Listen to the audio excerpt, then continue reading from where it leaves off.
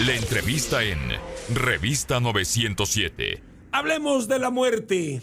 ¿Sabe usted lo que es la tanatopraxia? Bueno, eso lo vamos a platicar hoy. Julio García, me da muchísimo gusto recibirte aquí. Bienvenido. Gerardo, igualmente, mucho gusto y gracias por invitarnos a su servidor y al Grupo Valle de Los Ángeles, que es un honor que podamos transmitir esta situación de desconocimiento que mucha gente tiene. ¿Qué es la tanatopraxia? Bueno, vamos a empezar.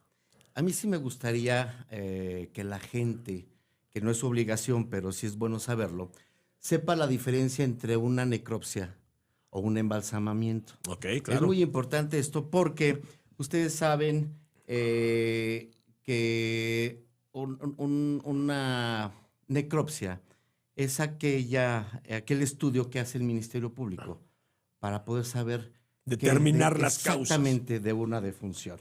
Y en un embalsamamiento es lo que llamamos la tanatopraxia, el poder preservar el cuerpo para poderlo presentar de una manera tranquila ante sus familiares en un homenaje. Vamos a hablar de homenajes, no de velaciones, de homenajes, que es como se hace en Valle de Los Ángeles. Hay, según nos decía, que estuvo aquí tu compañera Claudia Matamoros la semana pasada, hay veces que, por lo que entendí, requieren nada más como un arreglo, digamos, maquillaje, un poco de arreglo, y hay veces que se requiere un proceso más profundo. Exactamente. ¿Cómo se decide una cosa u otra? Ok, vamos a hablar un poquito de la tanatoestética. La tanatoestética es aquella donde solamente se requiere un arreglo estético del ser querido. Lo puede tomar como decisión el familiar o, en su defecto, porque a lo mejor el homenaje va a ser muy corto. Okay. Es nada más bañar a nuestro ser amado, bañarlo, maquillarlo, peinarlo para una presentación digna.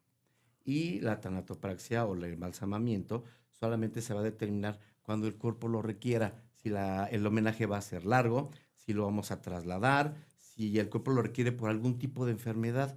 Puede haber sido una enfermedad como SIDA, como el COVID, o alguna hepatitis.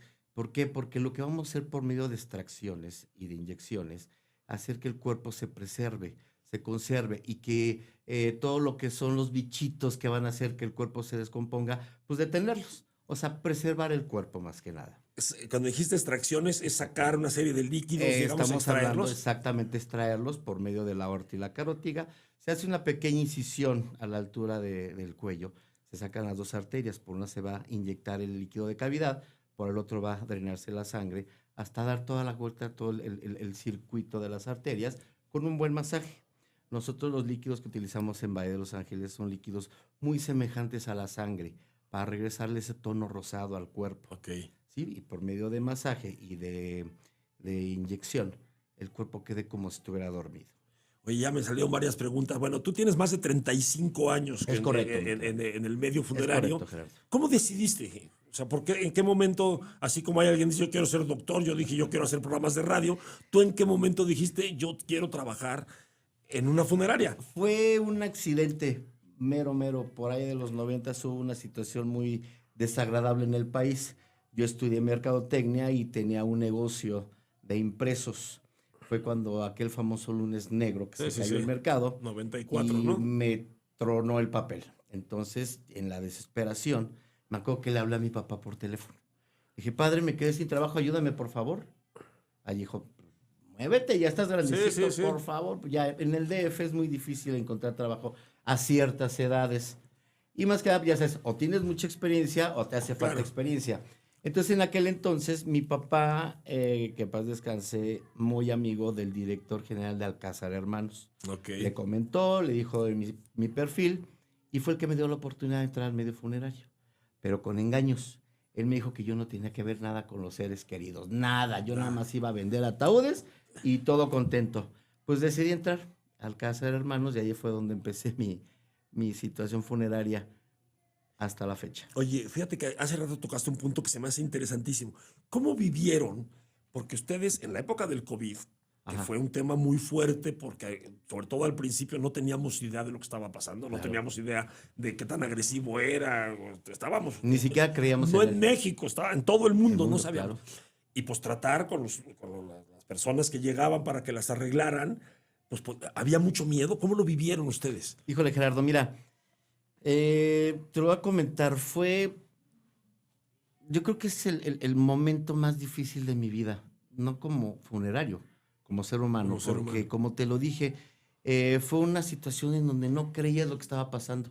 Lo veías en la tele, nosotros estábamos en el medio funerario, me acuerdo, yo estaba en una agencia en donde su casa funeraria era observatorio. Sí tenemos un horno crematorio ahí, más bien tienen ahí, y fue cuando me llegó mi primer militar Ok. con COVID.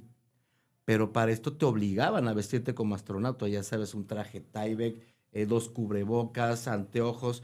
Entonces decías, no es cierto, no es cierto. Me dice, pero si no lo haces, es tu responsabilidad. Claro. La gente está muriendo. Sí, sí, sí. Yo me acuerdo que el primer caso estuvo en el INER, que el primer caso de México. Digo, me imagino, lo supimos, pero me refiero, ¿ustedes sintieron ahora sí que el aumento de trabajo? O sea, hubo mucho más. Fue exagerado. O sea, Era locura.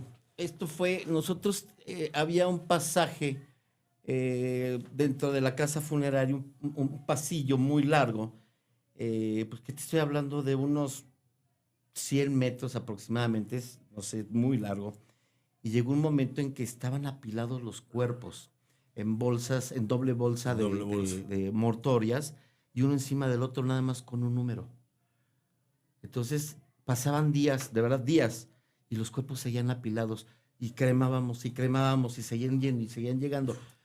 ¿Qué Te lo digo situación una tan cosa, yo salía llorando de ahí, de verdad, y te lo digo con el corazón, salía llorando, y no por lo que veía, por la desesperación de no poder ayudar a la gente. Claro, sí, sí, Llegaban con dinero, así, por favor, dame la fotografía de mi ser querido, de mi Claro, papá, de mi porque además hermano. estaban aislados Claro, ya antes sí, del momento de la muerte. sí. Más o menos qué tiempo, cuando es únicamente estético, más o menos qué tiempo te llevas. En hacer un estético aproximadamente de 20 a 40 minutos. Pedimos una fotografía de la persona y se hace lo más semejante. Si es mujer, lápiz labial, es su color, chapitas, cómo se pitaba y cómo se peinaba. Si es un hombre, como unos 15 minutos aproximadamente. Oye, para el maquillaje, pues la piel ya está en otro, ya no es la misma piel que la que se maquillaba normalmente. Ajá, Hay, ajá. hay que cambia la técnica, digamos, de Se maquillaje. humecta. Primero se humecta con cremas. Ok. Y ya posterior ya se hace el maquillaje. Y se hace lo más, ahí en Valle de Los Ángeles lo hacemos lo más profesional, porque luego la gente los deja como muñequitos, como de cera. Sí. Y aquí no, aquí procuramos que quede lo más natural posible. Y cuando es el otro proceso más largo que hay que hacer extracción y todo, más o menos qué tiempo se lleva. Pues un caso normal aproximadamente 2 horas y media. Un caso médico legal de 3 hasta 4 horas, depende. Ahora, por ejemplo, la parte estética, y lo platicaba yo con Julio antes de entrar al aire, pues no es lo mismo alguien que murió en su cama durmiendo o de un infarto a alguien Ajá. que tuvo un accidente, Exactamente, es ¿no? totalmente diferente. Ahí porque ustedes hacen pues el mejor trabajo, pero porque hay muchas veces que llega muy dañado el cuerpo, Sí, ¿no? sí. A nosotros ese tipo de cuerpos nos los entrega el Ministerio Público ya estudiados. Nosotros tenemos que volver a hacer la apertura para hacer el lavado interno, el lavado, la desinfección y el embalsamado en los 4 puntos del cuerpo. ¿Cuáles son esos Nuevamente, 4 puntos? brazos, piernas. Ok. ¿Sí? Se hace la estructura nuevamente, todo se vuelve a limpiar, todas lo sobrante, vamos a llamarle así. Sí. Y se vuelve a hacer el cierre. ¿Sí? Entonces, por medio de ceras, inclusive llegan a hacer la reconstrucción de Claro, ciertas porque igual partes. hay una parte que digo, la Exactamente. cara, que es lo que normalmente se ve, Exactamente. pues alguna Exactamente. parte igual está muy dañada o se perdió, Exactamente. ¿no? Entonces, por medio de ceras, ¿sí? Se hace la reconstrucción del cuerpo y ya con el maquillaje se le da lo más natural que se puede. Pero eso lleva un tiempo. ¿Cómo le haces, Julio, porque le decía yo el otro día a alguien, le digo, yo cuando trabajé de mesero me decían, es que tú trabajas cuando todo el mundo se divierte Ajá. y tú trabajas cuando la gente, digamos, tu cliente está sufriendo. ¿Cómo dejar el trabajo ahí? O sea, ¿cómo no llevártelo a tu casa? O sea, porque debe ser complicado. Me queda claro que 35 años después ya le agarraste, pero pues debe ser complicado estar en eso y luego sales y te vas a cenar con tus amigos, echar un trago, a ver un partido de fútbol. ¿Qué crees, Gerardo? Fíjate que yo tengo una situación muy agradable porque yo estoy dentro del medio funerario porque me gusta ayudar. Claro, lo hacemos por estación económica, Sí. pero en el momento que yo estoy en Valle de Los Ángeles, ¿sí? Mi situación ahí es ayudar a la gente, que la gente dentro del trauma que está viviendo, del momento tan difícil, se sienta apapachado, se sienta atendido, se sienta querido. ¿sí? Eso es lo que hace que yo pueda salir tranquilo de saber que yo ya cumplí con esa gente que al siguiente día me va a seguir esperando. ¿Te has roto alguna vez? O sea, ¿has visto algún caso así que te realmente Hasta la fecha los bebés o los niños no, Sí, debe ser sí, complicadísimo, sigue ¿no? siendo un tema difícil para mí. Sí, bueno, debe ser muy fuerte. Oye, he leído en algunos lugares, y ya no sé si es un mito, y te lo pregunto abiertamente, que dicen que de pronto, sobre todo gente que murió violentamente, Ajá. que si les platicas el cuerpo como que se va aflojando. ¿Hay algo de realidad en eso? En todos, mi equipo y tu servidor, siempre que vamos a recoger a un ser querido, inclusive cuando llega al laboratorio de tanatopraxia, le damos la bienvenida y le hablamos. Okay. Y siempre le he dicho a la gente cuando voy a hacer la entrega del ser querido en capilla, que yo hablo con ellos. Si lo creen, no lo creen, se ríen, no lo sé. Pero el último sentido que se ve es el oído. Sí. Y yo estoy seguro que lo que yo le dije, él oyó. Y siempre les doy tranquilidad. Les digo, señores, señora, caballero, bienvenido. Todo está fuera tranquilo.